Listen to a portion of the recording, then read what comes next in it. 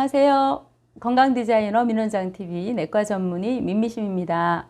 여러분, 오늘 6강에서는 물 마시는 것에 대해 말씀드리려고 합니다. 음식 골고루 잘 드시고 싶으시죠? 저는 물을 잘 마시는 것이 기본이라고 생각합니다. 혹시 물 마시는 것이 어렵다고 느끼신 적이 있으신가요? 쉬운 것 같고 잘할 것 같지만 그렇지 않은 것이 물 마시는 일입니다.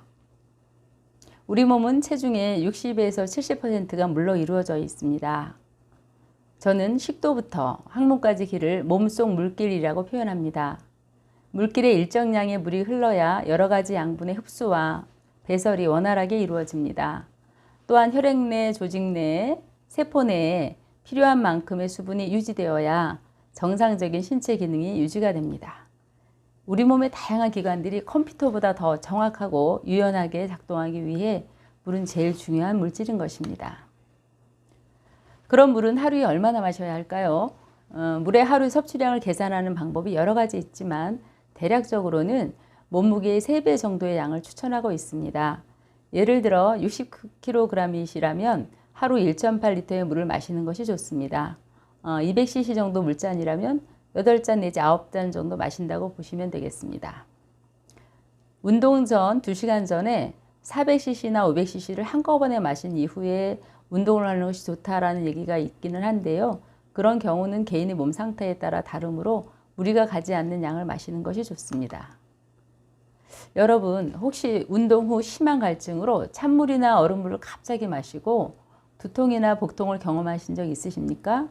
또 짜고 매운 저녁 식사를 하고 자기 전까지 물을 마신 후 배뇨를 하느라 여러 번 잠을 깬 경험이 있으시지요? 그렇습니다. 물은 언제 어떻게 마시느냐 하는 것이 무척 중요합니다. 물을 드시는 시간은 대략 아침 기상 후 30분 이내 한 잔, 그리고 아침 식사와 점심 식사 사이, 또 점심 식사와 저녁 식사 사이, 그리고 저녁 식사 이후 대략 그 식간에 3잔 내지 2잔 정도, 200cc 정도 물잔이 되겠죠?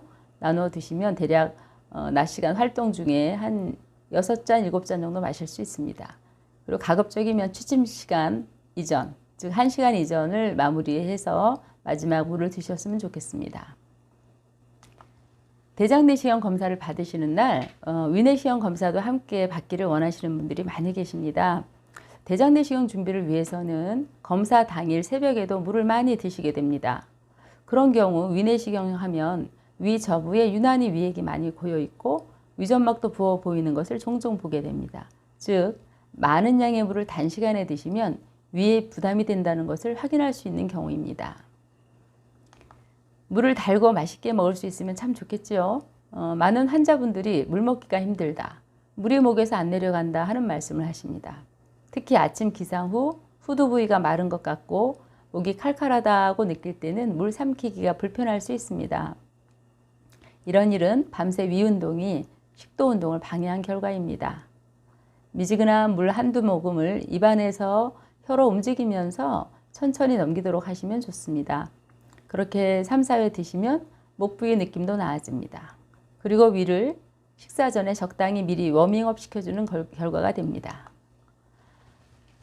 식사 중에는 가급적 한두 모금 정도 외에는 물을 피하시는 것이 좋습니다.